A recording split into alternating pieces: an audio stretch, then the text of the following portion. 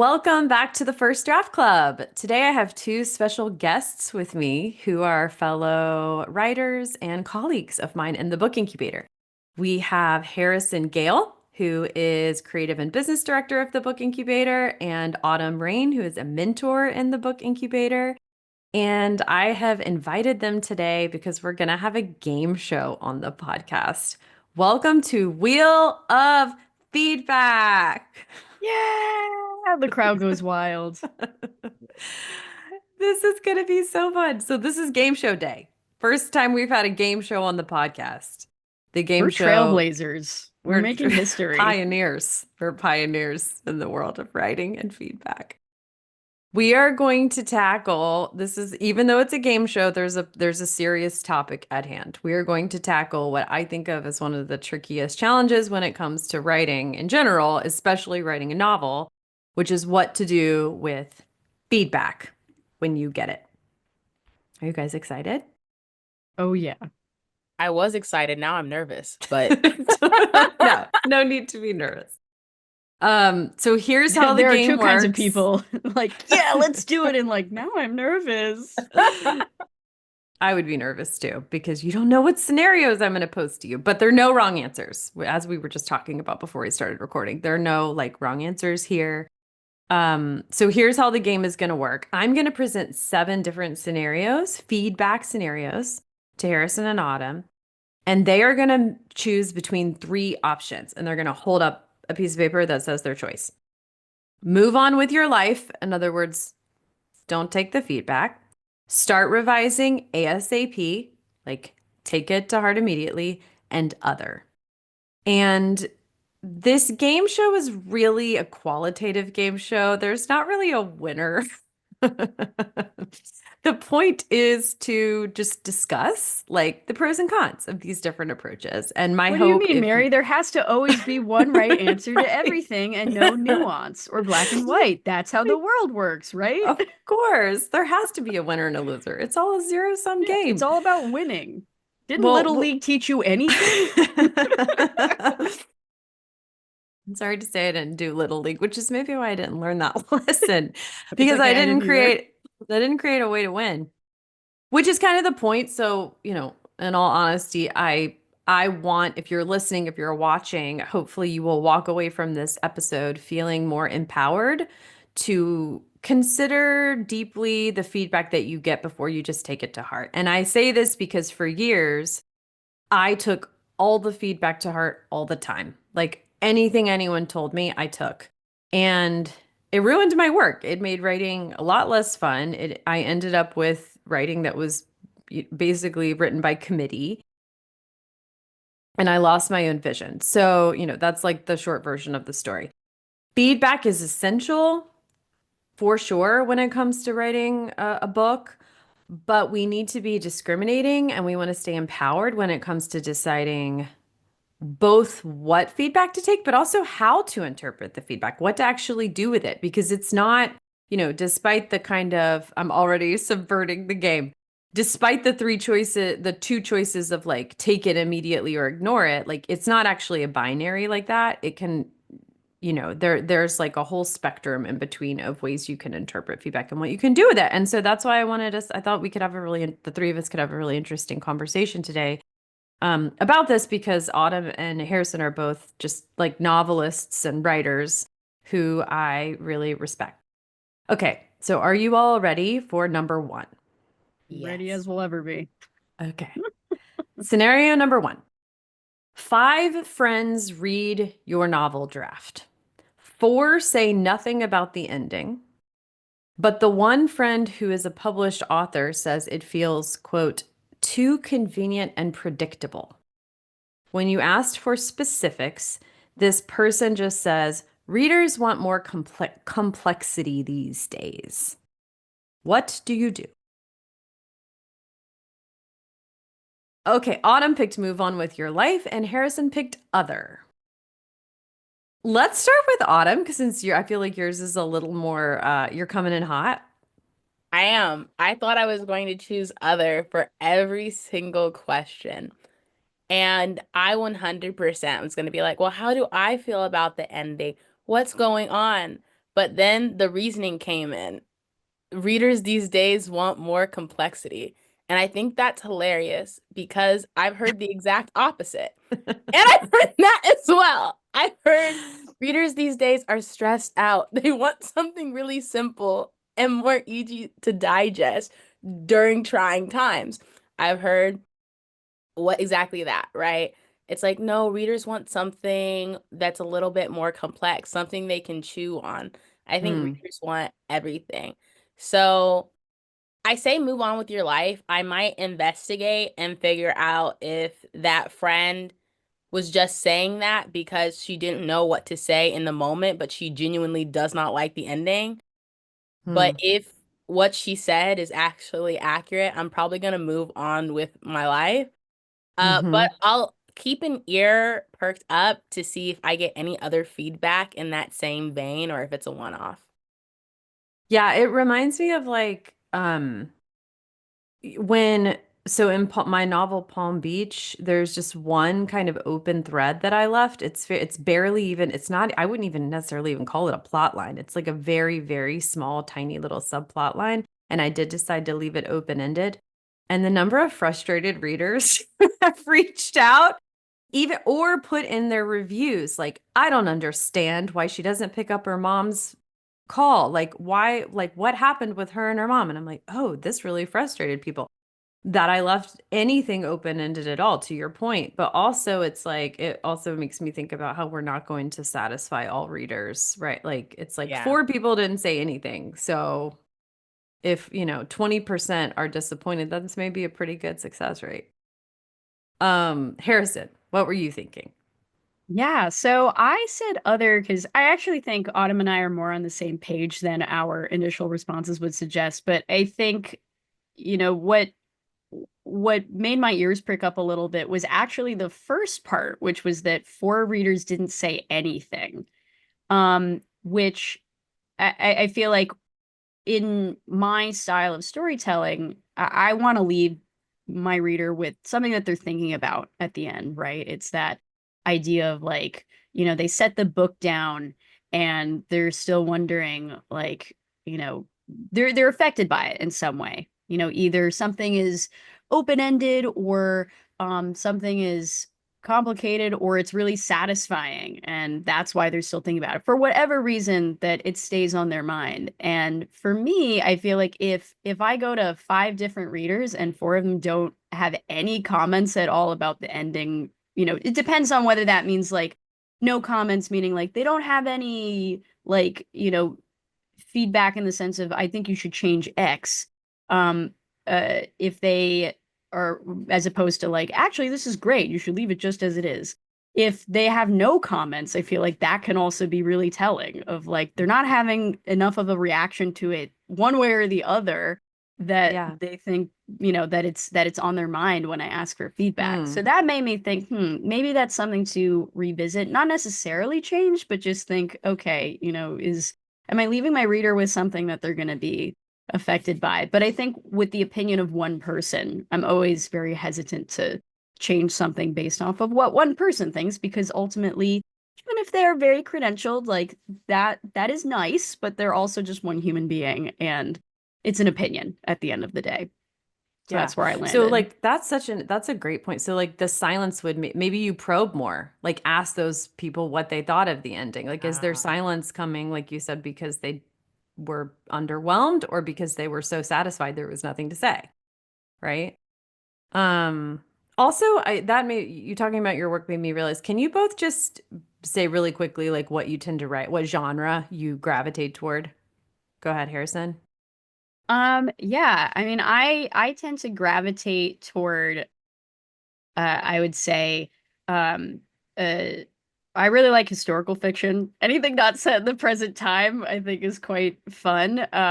But like in terms of vibe, I love humor. I love anything that incorporates comedy. I love a good mystery also. So that's where I tend to gravitate. Great. How about you, Autumn? Okay, first I have to say, Harrison, I love your answer. You were talking and the entire time I was like, good answer. Good answer. Oh, you want Family Feud? But yeah, so great answer. I love that.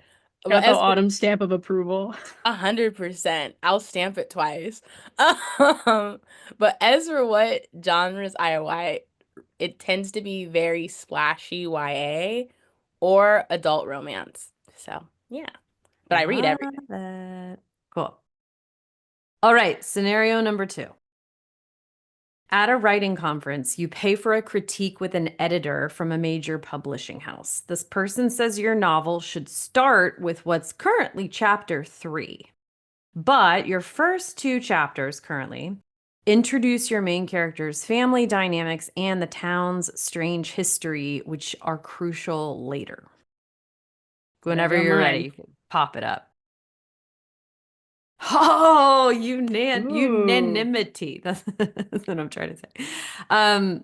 Cool. This time, why don't we start with you, Harrison?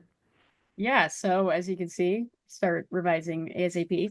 Um, yeah, Oh, I mean, yeah, I it's a think podcast, so we should say it out loud. So they right. both picked start revising ASAP. Yeah. Yeah, our listeners are gonna be like on the edge of their seats. What did they pick? Tell us.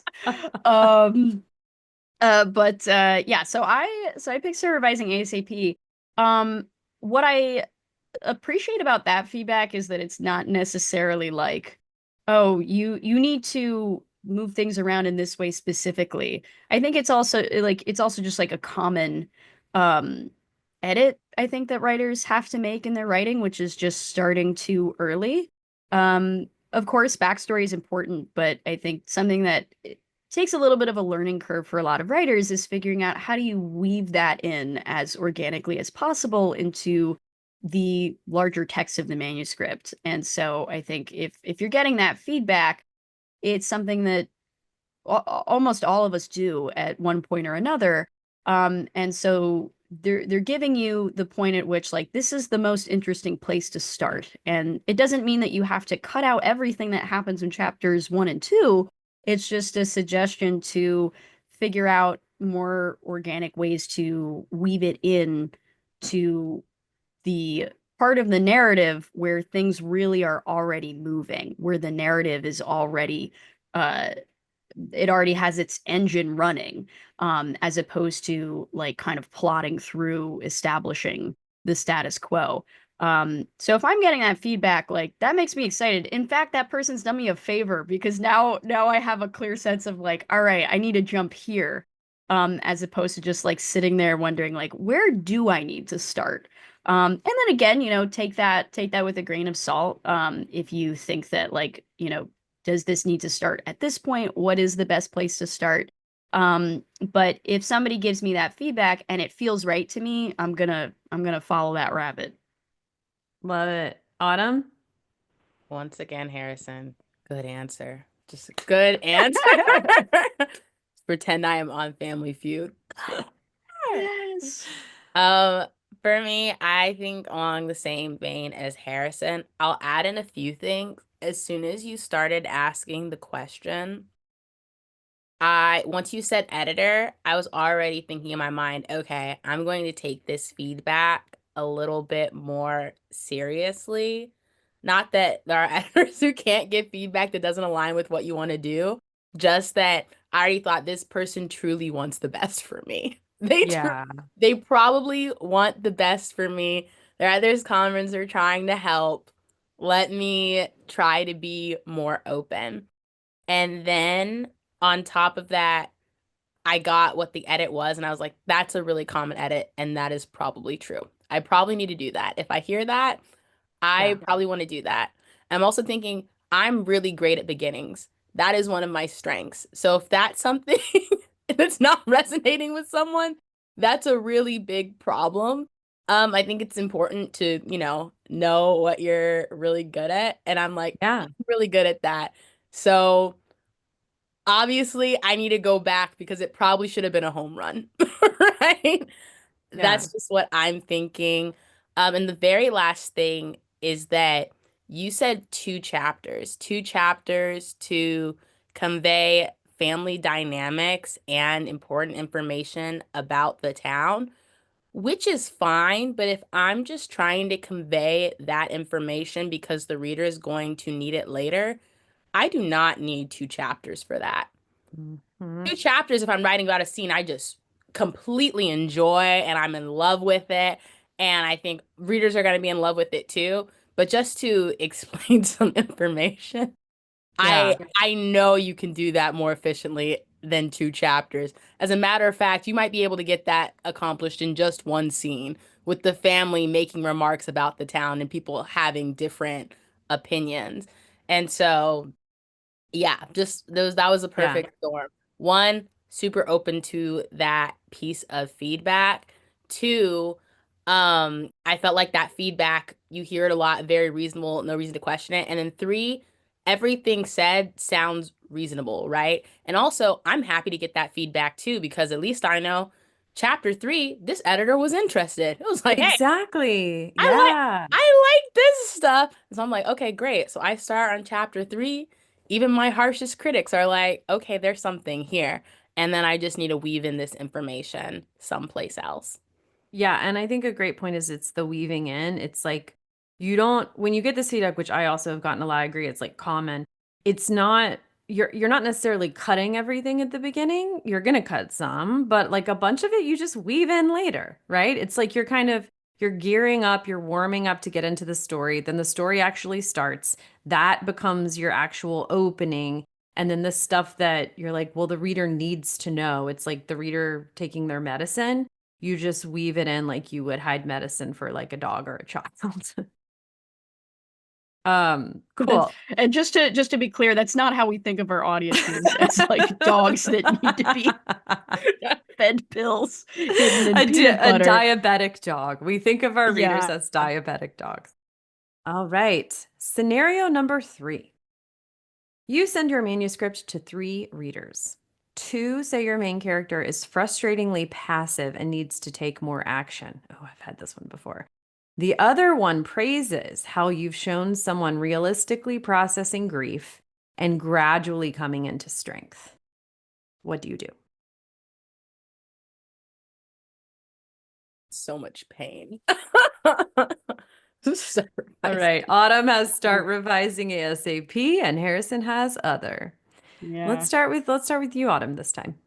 I That piece of feedback actually hurt me. That hurt me like this was real. Because I feel like I've gotten that feedback before. And what I feel like really just twisted the knife was that you said one person really praised how I had a realistic portrayal. And so I said, oh gosh, it's not even just that I need to not necessarily start fresh, it's that there are good elements there. I kind of need to pick out what's working, what's not working. This is one I said start revising ASAP, but I don't think I really meant that. I think I meant start revising because I'm gonna need some time to process that feedback and figure out exactly what I want to do for it. And this is especially something that I would not want to dive into immediately. I want to ruminate on this for a while. And ideally, I can have people who are liking the main character and they're both seeing that, right? It's a realistic portrayal and they figured that this character is not passive. And there were I'm going to say one really big reason that I wanted to take this feedback, but and there's also a second one too. And so the first one is that it was very specific. It wasn't like, I just don't like your main character. Because I read books and I watch, stories, movies with main characters I don't prefer all the Mm-hmm. time. Right? Totally. Like that's a mean person. I Yeah. would not want to grab a beer with that person under any circumstances. That said, I will be continuing on with this story because it's very interesting. The character is compelling, right? But that's not the feedback we got that Yeah. the character is passive, and that very specific piece of feedback I'm going to investigate. And then on top of that, you probably want a more active character to move the story along. And I think that you can portray a character who is making moves even if they're trapped in a situation. I feel like I have read books. I've read so many books where the character really can't do much. The situation is that difficult, but they don't come across as passive to me because they're actively trying to deal with the problem in their own way, even Mhm. though they're not making any moves. And so I think it's something that can be fixed, and I think it can still be a realistic portrayal, and I probably want to pursue that. I love that. Harrison, what about you? Yeah, I think again, I think Autumn and I are probably more on the same page that our initial card stock would suggest. Yeah, I mean, I think the fact that, you know, out of three, you get two very, very different um perspectives and reactions. I mean, that's something that's going to make me take a pause for sure. And I think, like Autumn was saying, it's something that you need to spend time with, that you need to probe more. I mean, I think in that situation, that's probably a case where I'm going to be asking the two readers who felt like the character was too passive, like, tell me more about that. Like, were there particular moments where you felt like, oh, I wish the character would do this?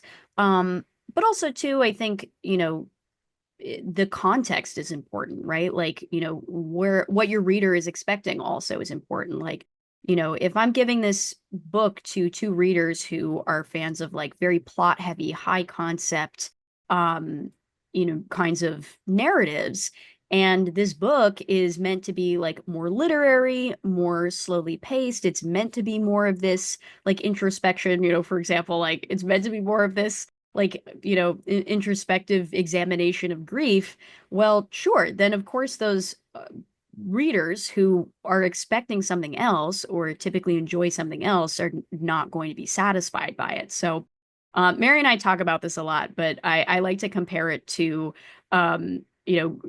giving somebody a grapefruit soda. Like if you drink a grapefruit soda and you don't like grapefruit, it doesn't matter like how good the other aspects of the soda are. Like you're not gonna like it because you don't like Exactly. grapefruit. Um, so I think that's something worth keeping in mind as well. Like what's the context in terms of who the readers are? But I think, but if it is something that is coming up time and again from your readers, then it is definitely worth something re-examining. But like Autumn said as well, it doesn't mean that you have to just excuse me, doesn't mean that you need to just take one side or the other. You could also take some bits from the readers who felt one way and take some bits from a reader who felt a different way. So it doesn't have to be entirely either or. Mhm. I love it. Yeah, you both said like I feel like something really wise. Like Harrison, like consider the source. It's like if the two people who didn't like it are people who only read the most exciting thrillers, then factor that in, right? Versus like you're writing for a literary audience. And then Autumn, your point about like being able to make a passive character more active without necessarily having them make a bunch of moves, I think is so insightful. As someone who also has gotten this feedback before, like I kept getting it on my first novel, but I didn't want the character needed to feel trapped and impotent. Like I didn't want him to suddenly be like this action taker with a lot of like gung ho energy. It would be a completely different story. And so, but what finally worked was figuring out how he could execute on his like fears and motivations and demons, but in a way that he still appeared passive to the people around him. In my case, I ended up giving him like this secret gambling addiction. So it's like the reader was aware that there was actually a lot going on under the surface, just the people in his life were not aware of it, you know? Yeah, I love that. I also want to hop on back into the conversation and tack on something that you teach in the incubator, which is a lot of times you can solve a problem without having to do so many different things, right? And so I love what you did. You're like, I'm gonna add this one small thing that is big, but it's one small thing, and this can revise my problem. I also think that there are really good elements coming through in your writing. Otherwise, you wouldn't have had that split feedback. And so it's not necessarily about overhauling what you've done. It's just about finding the few points that you need to correct so that, you're not getting that feedback. Yes. It's like, this is when we start talking about this, what you've brought up, Autumn, it makes me think about how so much of accepting feedback is like finding your way to being an emotionally stable human being. Yeah. Like going to therapy if you need to, Yeah. whatever it is, so that you don't have this overreaction to constructive feedback where you're like, I'm terrible and I need to redo the whole thing, because very rarely is that actually the correct interpretation. Like, and so, but if we're triggered in that way and like we overreact, then like, you can end up rewriting your book 7 times. But that's not actually what people were telling you they needed from you or from your book, right? It's like thinking of like what is like the lowest hanging fruit way that I can address this problem? And often it may be adding to, Rufy and I talk about this sometimes too. Like Rufy Thorpe, who teaches in the Book Incubator as well. Like sometimes it's like you'll get this feedback that sounds really sweeping, like this character is too passive, or like the first half of the book moves too slowly. And it sounds like the kind of thing that's going to be tens of thousands of words and months of your life revising, when sometimes it can literally be solved with 2 sentences. Like, actually, right? It's like 2 sentences, and suddenly the character has a secret and they became much more interesting, and no one sees them as passive. Yeah. It's a And fun, then, magical thing about writing.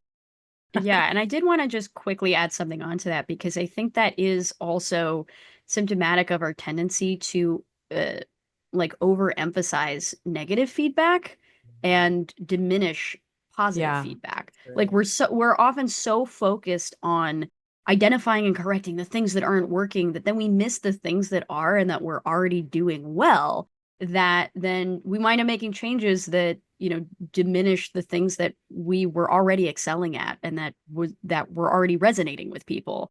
We so easily put our revision out of perspective, where like, then we wind up making a change that maybe didn't need to have that much of an overhaul to fix that problem. But we get so focused on correcting all of the things that aren't working or that are wrong, that we wind up missing the things that we're already doing really well. And I think that too can contribute to a sense of our ability that's really skewed, which is a shame because then it makes us feel worse about ourselves as writers and creators when we really don't need to.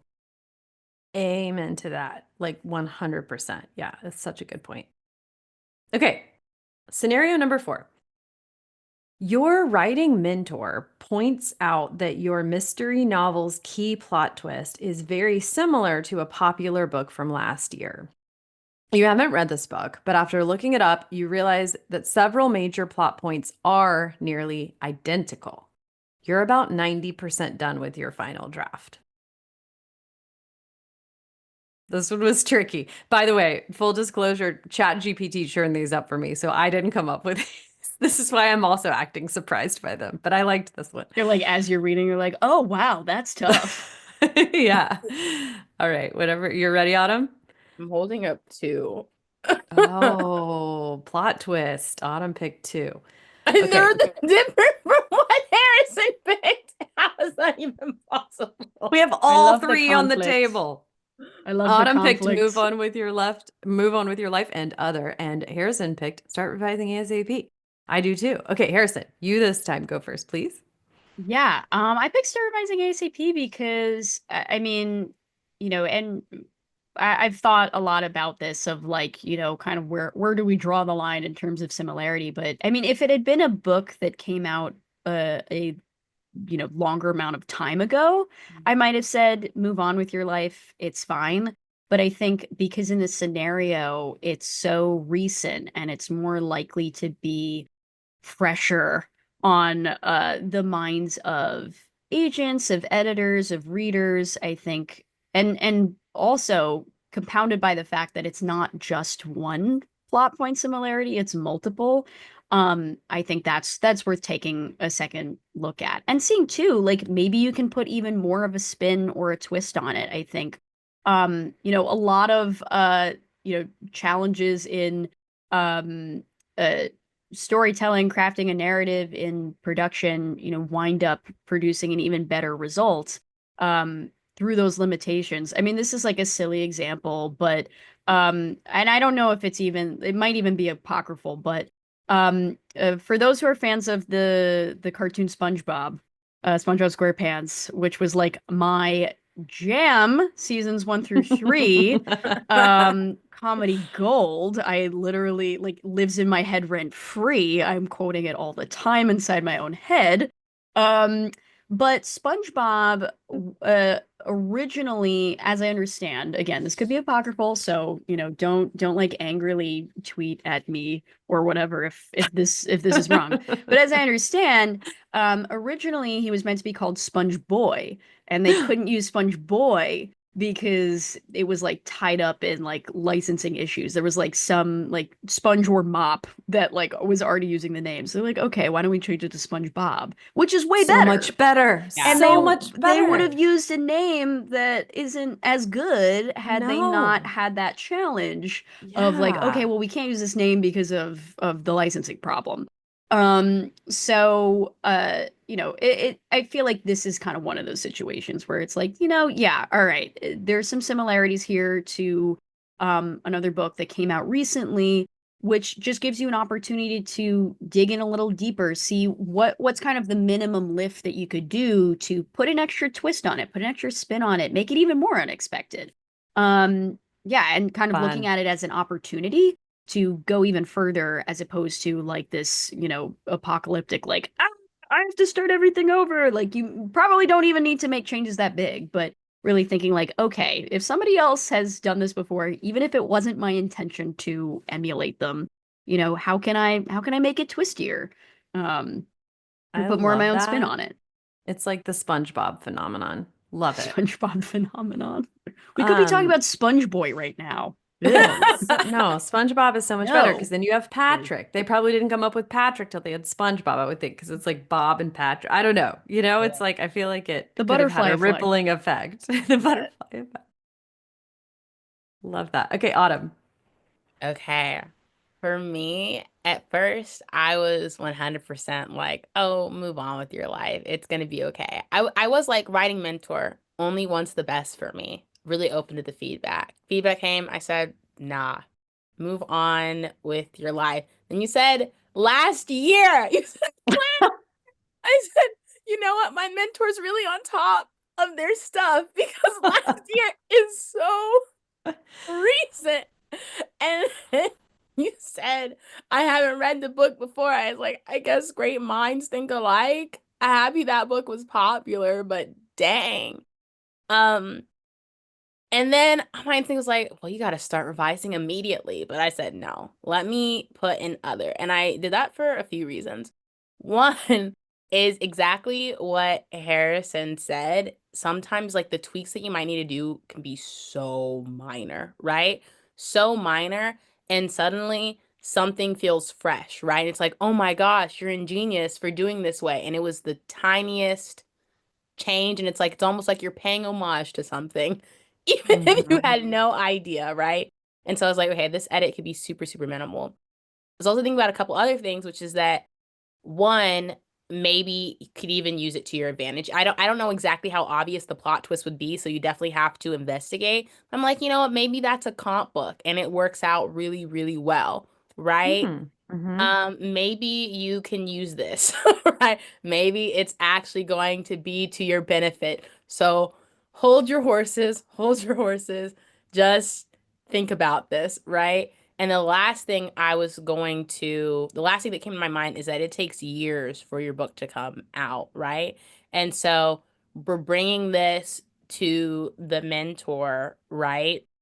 But I'm assuming, I don't have an agent at this time because I didn't bring it to my agent. My agent didn't say that. My writing mentor said that, right? So I'm like, okay, we still have to get the agent. We still have to, have the book go through final rounds with the editor and everything. We still have to edit. And then the book still has to come out. So this book just came out last year. But by the Mhm. time it actually hits the shelves for readers, it will have been years past. And I'm thinking, you know what? This problem isn't so big. Calm down. Obviously, something needs to be done. So the initial reaction to move on with your life, I was like, I feel like we probably want to investigate this. So I feel like my true answer is other, but I'm like, you know what? Calm down because maybe Yeah. this is okay. Maybe this is good even. Who knows? Such good points, such good points. And just last point to add on, like it's a mystery. And like mysteries are going to, by definition, that is a genre that's going to have certain conventions that are followed. And so like there is like if you were writing a mystery that had nothing in common with mysteries that were already coming out, like it that would probably be a problem. Like it wouldn't be a mystery, you know? So like the some overlap not only is inevitable, but you want it and for certain genres, and mystery is one of those genres. Okay, number 5. Your manuscript alternates between a present day story and flashbacks from 20 years ago. Half of your readers say it's hard to follow and should be told in chronological order. The other half says that the back and forth reveals information in the perfect sequence. What do you do? All right, Autumn is other and Harrison is other. Yeah, Unanimous. we're All both right. other gang. Why don't we, I think we start with you this time, Autumn? Yeah. So it's very interesting that half are like, this is amazing. And half are like, I hate this. And so I think I need to figure out what I want in that case scenario. I need to be the tiebreaker. Um, it seems like obviously if that's the kind of feedback you're getting and you're doing something a little bit more unusual, you were trying for something and you want to know like, did I hit the mark or did I miss the mark? And if you felt like you hit the mark and 50% of your readers are also feeling like you hit the mark, I don't know. I don't know. It might be like what you said, Mary. We're like 20% of readers are gonna be upset, and that's just what it is. In this case, I'm like 50%'s a lot, but I don't know. So I'm definitely going to do soul searching. That Mm, is the other answer for me. nice. Harrison? Yeah. I think that's a great answer, Autumn. And I think again, like I think this is context dependent, like if you're giving this to beta readers, like who are the readers that are giving you this piece of feedback where they're like, this is confusing, I want it to be in chronological order? Who are the readers that are saying, actually, this is perfect and I don't think you should change anything? And then check in with yourself. Like, how do you feel about it? Do you feel like you're not sure what to do? Do you feel like, actually, I really want it to be in this order and I feel really passionate about doing it this way and these are the reasons why I want it this way. Um but I do think it's something that is worth spending time with because for me I would be a little apprehensive not making any changes to something or at least not taking a second look at something where half of my readership is responding in that way. Like if you can, of course you can't satisfy everybody like we've been saying, but if you've got half of the readership who are giving you a piece of feedback that is involving the understandability of the narrative as opposed to Mm, like, oh, this just wasn't my cup of tea or I didn't like it. It can be nice actually sometimes to write something that's kind of polarizing, right? Like it gets people talking and it clearly means that you're doing something brave or bold or interesting if there are people that just don't like it or if it doesn't work for them. But if they're saying like, I actually am having a hard time understanding this, I think that's something mm, worth taking a second look at. Again, doesn't mean that you ultimately decide that you need to change anything, but it's just worth mm-hmm, taking a step back and re-examining and seeing like, okay, is this because it's just not their cup of tea, or is it because like maybe there are some tweaks and clarity adjustments that can be made, which again mm, doesn't necessarily have to be a huge overhaul or huge lift. Like you may find that the thing that they all have in common that they're not understanding is like the placement of this one scene that maybe there's like one detail that needs to be mentioned again because they forgot about it and that right. clarifies things. So it's worth taking a second look at and doesn't necessarily mean you're going to change the whole thing. But I would definitely take a step back. It makes me think about so Lucas Schaefer, who is a novelist, his novel is called The Slip. It's coming out later this year, June 2025. And he also is an editor in the Book Incubator. Something he said years ago, he's also a good friend of mine. So like years ago, he said to me, and I thought this was just so wise, like often when you get feedback from people, like not necessarily your editor whose job it is to give you good feedback, but like fellow writers who are reading your book, readers who are reading your drafts, what they identify as not working is often helpful. Their proposed solution for that is often wrong. So like look past the proposed solution to like what they're saying isn't working and then come up with your own solution. And it's like what I think you were saying, Harrison, made me think of that because it's like if they're confused, there are all kinds of ways we can fix the conclusion without changing the way that the book is written. Right? Like maybe you just need timestamps. Maybe it's literally that simple. It's like just put some timestamps on the 20-year flashback sections, like July 1st, 1978 or whatever. Which is not 20 years ago. Apparently I'm still in the 90s. But like, What yeah, do you mean often it's not still the 90s? I feel like with feedback that something is confusing, it's like often like a really easy fix. It's like a lot of times it's just literally tell the reader, what time is it? Or who is this? Or where are we? It's that simple. It doesn't have to be a big lift. Okay, number 6. An agent says that they're interested in representing your YA novel, but they want you to age your main character from 15 to 18.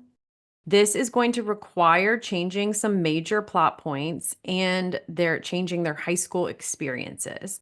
For what it's worth, this is the only agent offer you have gotten so far, and you've been querying for 5 months. Harrison says, move on with your life. And Autumn says, other. Harrison, Yeah, enlighten us. I think this is my first move on with your life.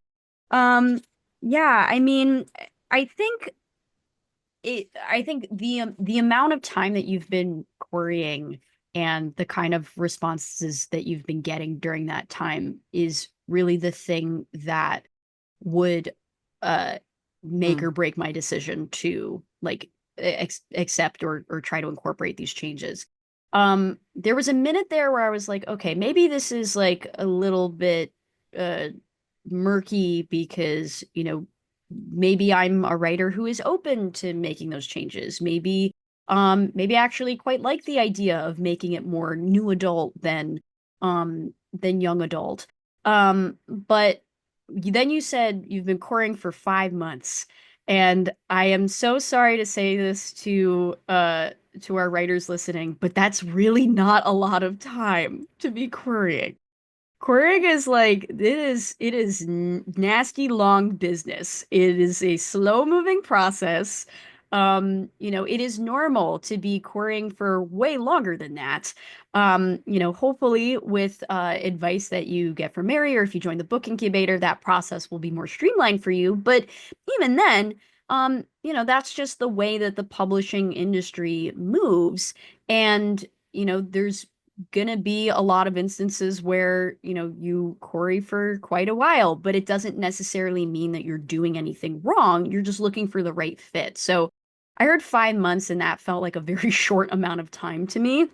mm, So I would say like if I were an author that I wrote this book and I really wanted it to be young adult, which it sounds like, in this scenario, like I've thought about why I've made the character 15. I've thought about like what specific experiences I want them to be going through in this narrative. Like I wouldn't give up, those very significant elements of character and narrative just yet. mm, I think this is a scenario where maybe it's worth either continuing to query or going back and examining like if I haven't been getting manuscript requests, I feel like the reason why is less likely to be, oh, the character's not old enough, and more likely to be mm. perhaps a deeper structural narrative problem or characterization problem. But I feel like it's less likely to be, one of those kinds of changes if that's the issue. That's where I stand on that. Love it. And I think, okay, so just a couple thoughts I had that I thought that I think you make a great point. Like I was just thinking we have a client, an incubator graduate who just got an agent and she had been querying for, I think like a year. I mean, well over 5 months. And, and to Harrison's point about publishing being slow, it's just like agents get hundreds, if not thousands, of queries a week. So they're making their way through that stack. If they then choose your query letter to be like, I want, and this is a great thing about publishing is that it's democratic. Like we can get literary agents and therefore book deals by sending cold emails. Like that's cool. That's not how, Hollywood, for example, works. But it is slow because they have a lot to go through. And so then it's like, then they request your book. Well, that doesn't mean your book's at the top of their pile necessarily either. So then it's like, maybe they'll read it in 8 weeks, 12 weeks. Then they got to read it. Then they got, right? Like it's slow, even if you are getting people who are interested in you. And then to Harrison's point too, I feel like this scenario, it does feel like it's probably a pretty big rewrite. And something I always say is like, with a big rewrite, you don't want to do one of those based on what one person says, unless it's a rewrite you want to do anyway, in which case, great, do it. Like it's your call. But like, if there's part of you that doesn't want to do it and you're doing it because you think you have to make it a sellable book, like I think it's savvy to get like at least one more opinion before you do a big overhaul. Like have as someone who has completely rewritten a book based on what one person said, only to hear later from another industry professional that like my earlier draft was better and we scrapped the newer one. So like, I just think we want, which is common sense, but I think when it comes to doing big overhauls, we want to be a little bit more careful, like what we do that based on, how many opinions we're doing that based on. Because even if even industry professionals are going to disagree, like this is a subjective industry, right? Autumn, as someone who writes YA, what was your reaction?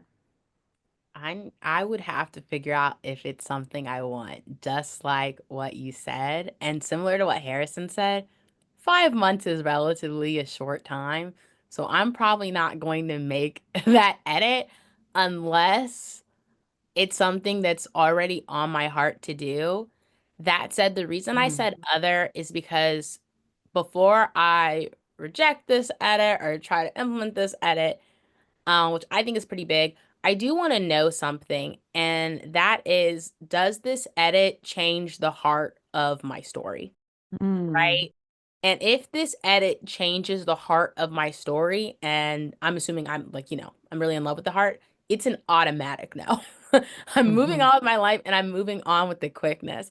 However, if I could do all these things, I could change all this stuff, and it doesn't change the heart of my story, and my book is even better for it, I'm going to consider it, right?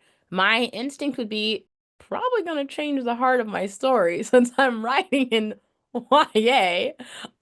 And that's a pretty significant jump, but if it doesn't, I'd be open to exploring it. I think I'm pretty open to feedback, but I definitely wouldn't be implementing anything without thinking it through. The consulting that. Yeah, I love great answer. Okay, last but not least, our final scenario. Your writing group says the middle of your book feels slow, but each person points to a different chapter as the problem. And when you ask specifically what feels slow, they all mention different things. Not enough dialogue, too much description, not enough action, too many new characters. You can't address all their concerns without basically rewriting the entire middle of your book. What do you do? Autumn is other. Mother. I And like a little halfway Harrison. between other and move on with your life. All right. I think Autumn goes first this time. Yeah, yeah. It's so funny you said that, Harrison, because I was halfway between other and start revising ASAP. Um, but I think this is going to go back to Mary, what you said Lucas said, and I truly believe that people can point out a problem, but they do not necessarily know the solution, right? Mhm. They're proposing solutions and they don't know that there's a problem. Like they don't know how to fix the problem. They just know that there is a problem. They might not even know what the problem is. And so, based on what you're saying, I'm thinking really they don't know the problem. Everyone who I'm giving it to does not know the actual problem. And so the reason I said other is because I want to know why that is, right? I really want to figure out what is the thing that is uniting all of these different pieces of feedback, or at least most of them, besides the fact that this is relatively, like, in the middle of my book. And yeah, I want to figure that out because in this scenario, I wasn't getting positive feedback. I was Mhm. getting almost unanimous. I'm not so sure about this for the middle of my book. And so, yeah, I'm gonna try to figure out what problem the issue is stemming from. I'm not gonna take any solutions if they're not being doubled up. I'm not taking anyone's solution for this, but I am going to probably think, okay, there's a problem. Let me try to figure out a solution. Let me implement that. And then let me hand it back to not just, the same group, but also some new people. And let me see if I get that feedback again. And so, Cool. yeah. Yeah. Harrison, what about you? Yeah. Well, Autumn, I think that's a great thoughtful answer. And I think, yeah, where I land is like sort of similar to that, but I think uh I will add that like the reason why I kind of lean between like, others somewhere in the middle and more toward move on with your life is because I think you mentioned in the scenario, Mary, this is like with your writing group, right? Yeah. Um I think, and it depends on like your level of trust and experience with them, but something that I think happens a lot in writing groups or especially in writing classes and when it's people that you also don't always know super well. Sometimes people are tasked with giving you feedback and then they think that that means they have to like say something is wrong with it, even if they're not really Mhm. sure if there is anything wrong with it. Or maybe they identify a problem and they don't really know what it is. And so they're like, okay, well, I'll just say that it's this because I'm supposed Yeah. to be giving feedback, and feedback must mean saying something is a problem. So I think that's something to keep in mind, like the context here of like, again, who's the source? Who are you getting this feedback from? And that's not to say that like all feedback is misguided, but I think where my answer leans more other is kind of assessing, all right, what are the problems being identified and what actually sounds like yeah, that makes sense to me. What feels like it's resonating with me? Because somebody may be telling me that in my writing group that something is an issue, and I may feel like, where in the world is that coming from? Where I just genuinely disagree with it. Um, and if that's how I feel about it, like I don't have to take their feedback just because they gave me feedback. I don't have to agree with it. I don't have to implement it. But if somebody says like, oh, I'm encountering this issue here, and I think, oh my gosh, yes, like you finally identified this thing that I felt was weird about this section, and I couldn't figure out what it was, or that I was already unsure about, and now you're telling me there's this thing with it. Like now I know where to start. Like, if it's something that makes you excited to dig into and explore and to think about other possible solutions to it, like that's feedback that you want to follow. But I think especially when it's so easy to get overwhelmed, like if you're getting a lot of feedback from a lot of different voices at once, I think the key is taking a step back to sift through what makes sense to you and what resonates with you and what doesn't, and then focus on making the changes in those areas that you feel excited to work on and setting aside the things that you don't really vibe with.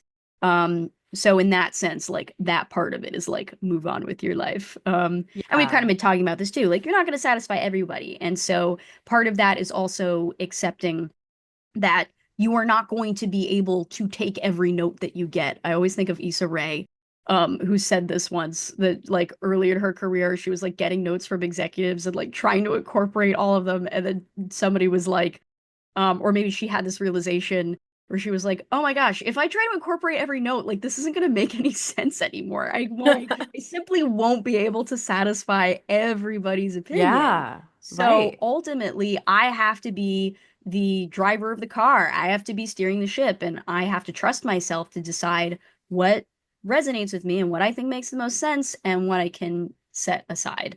Um, that's my Love it. take. Yeah, I think it's great. Such great points from both of you. And I also think, like, for this last one, I think it's interesting because I think sometimes if you are getting a sort of unanimous, like, wah, wah, to your work, whether it's from a writing group or whether it's from agents, which was happening to me for a while with my first novel when I was querying it, we so quickly go to there being a craft issue. Like the writing group in our scenario here was like, there's too much dialogue, there's too little dialogue, there's not enough action. But like often if people really just as a general matter are not loving your book, my tough love that I had to learn for myself too is that it's often not a craft problem. It has to do with like the emotional honesty of the book itself. Like they don't know why they're reading this book. Like they don't know why you wrote this book. There's something more intangible that's like not hitting. And that in some ways is like an easier fix, in some ways is a much harder. I won't say it's an easier fix. It's a harder fix. It's a simpler fix because it has to do with like the energy you're bringing and not like you need to learn to write better dialogue. But it's hard to do emotionally, right? It's like you have to stop keeping your story at arm's length. You have to start like integrating your true like emotional experience and history into this work. Like, I mean, the characters aren't you, but they are you. And like that's what we bring. So if we're not bringing that, then that tends to be when basically everyone can't put their finger on it, but they're like, something isn't working, you know? And it's like, I mean, for so long, I thought I could write a really good novel just by being clever and like not having any feelings while I was writing. And then I realized you can't do that. Like, because an editor wrote me a letter telling me, like, the reason all these agents are rejecting you is because the story doesn't have heart, even though it's really funny. Like, yes, it's really funny, but like, there's not a human heart in this story. And as soon as I read it, I was like, I felt so seen. It was like, I felt very exposed and grateful. It was that thing. Maybe this is also like a good note to end on. I feel like when you get feedback that you should take, it feels good, right? Like it feels like, oh, you Mhm. got me. Like like it may be daunting, it may be like this is going to be a lot of work, but you're like, yep, yep, like it, right? It like feels It feels electric. more like an opportunity than a It chore. does. Yeah, Yes. that's Yeah. true. Well, thank you both. This was fun. Yeah, Love this our was so game fun. show I as had a great time. our inaugural contestants on Wheel of Feedback. Wheel of feedback. Feedback. We got a chance at least once. When we were picking the name for the game show, Harrison voted for that one because it was easy to chant. That was It's your one chantable. criterion. Yeah, my one criterion. Is it chantable? Yes? Okay. Then Amazing. sign me up. Yes, well, thank you both. This was super fun. And thank you for listening, First Draft Club. If you're listening, for watching, if you're on YouTube, and we will see you next episode.